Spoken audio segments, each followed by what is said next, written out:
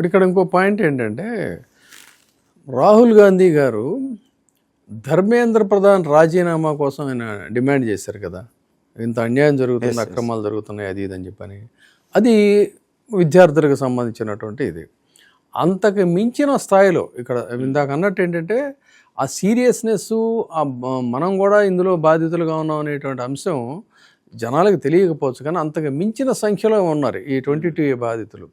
So సాక్షాత్ మరి మీ ప్రభుత్వంలో జరుగుతూ ఉంటే ఇక్కడ వీళ్ళందరూ డిమాండ్ చేస్తూ ఉంటే, హరీష్ రావు గారు అయితే రాహుల్ గాంధీ గారికి లెటర్ కూడా రాశారు. ఆయన రాసి దాని మీద మీరు తక్షణం జోక్యం చేసుకోవాలని చెప్పని.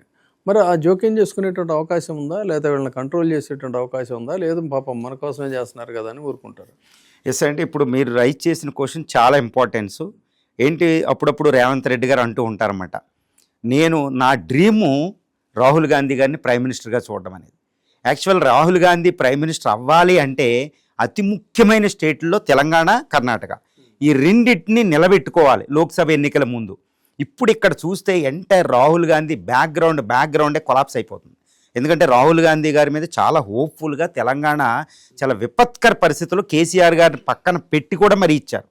ఇప్పటికిప్పుడు ఎలక్షన్ జరిగితే ఇప్పుడు మీరు అన్న దాని మీద ఇప్పుడు రాహుల్ గాంధీ గారు ఇక్కడ సపోర్ట్ చేస్తారా, రేవంత్ రెడ్డి గారు దీని మీద వెంటనే యాక్షన్ తీసుకుని ఈ బాధితుల యొక్క వ్యధలన్నీ తప్పిస్తారా? తర్వాత ముందైతే 2028 ఎలక్షన్ వచ్చేస్తుంది నవంబర్ లోపు, తర్వాత వెంటనే లోక్సభ, జమిలీ అయినా ఆల్మోస్ట్ వచ్చేస్తాయి.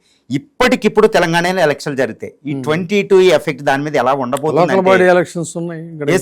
ఇన్ని ఉన్నాయి. ముఖ్యంగా లోక్సభ ఇప్పుడు 119 అసెంబ్లీ ఎలక్షన్లు ఇప్పుడు తెలంగాణలో పెడితే ఆల్మోస్ట్ అనుకోండి పెడితే, లేకపోతే 2028లో పెట్టేసిన పరిస్థితి ఏంటంటే కాంగ్రెస్ అధికారంలో ఉండదా అంటే మనం వెంటనే చెప్పొచ్చు కేటీఆర్ గారు ఈజీగా సీఎం అయిపోతారు. కేటీఆర్ గారు ఈజీగా సీఎం అవడం, లేకపోతే కేసీఆర్ గారు అవ్వచ్చు, లేకపోతే ఈక్వేషన్స్ లో బీజేపీ అవ్వచ్చు, ఎనీథింగ్. కానీ కాంగ్రెస్ కి ఇది చాలా నష్టం.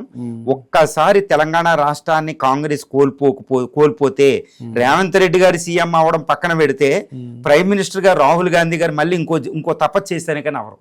మరి ఈ విషయాలన్నీ ఇక్కడ జరుగుతున్న పరిణామాలు కాంగ్రెస్ హైకమాండ్ దృష్టికి రావట్లేదని చెప్పి అనుకోవచ్చా మనం?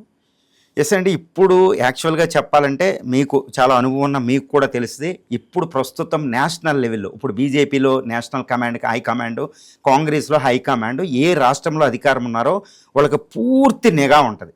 ఇదే తెలంగాణలో సీఎం గారు ఏం చేస్తున్నారు, రేవంత్ రెడ్డి గారు మొత్తం ఏ మంత్రి ఏం చేస్తున్నారు, కంప్లీట్ రిపోర్ట్లు ఉంటాయి. అంటే రాహుల్ గాంధీ గారి కంప్లీట్ రిపోర్ట్లు ఉన్నాయి. కానీ ఇందాక మీరు అన్న విషయాన్ని ఒకటి మనం పట్టుకోవాలి. అదేంటి, ఇదే తెలంగాణ, ఇదే కర్ణాటక అతిపెద్ద రాష్ట్రాలు, అంటే వాళ్ళ ఎలక్షన్ ఫండింగ్ ఇచ్చే రాష్ట్రాల రిసోర్సెస్. ఎస్, దానికే ఇప్పుడు రాహుల్ గాంధీ గారు కూడా ఏమన్నా జస్ట్ అలా చూస్తూ వెళుతున్నారు, ఇంకా చాలా టైం ఉందని అని కూడా మనం అనుకునే అవకాశం ఉంది. ఇప్పుడు అప్పుడప్పుడు ప్రతిపక్షాలు కూడా ఇలా అంటాయి 22A అనేది ఒక కిట్ బ్యాక్ ఇలా మాట్లాడతారు, కాబట్టి అది కూడా మనం అనుకోవచ్చు.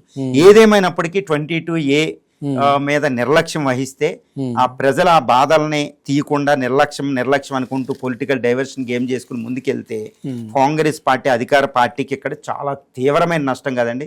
అటు కేసీఆర్ గారికి లేకపోతే బీజేపీకో చక్కగా అనాయాసంగా వాళ్ళు చీఫ్ మినిస్టర్ అయిపోతారు.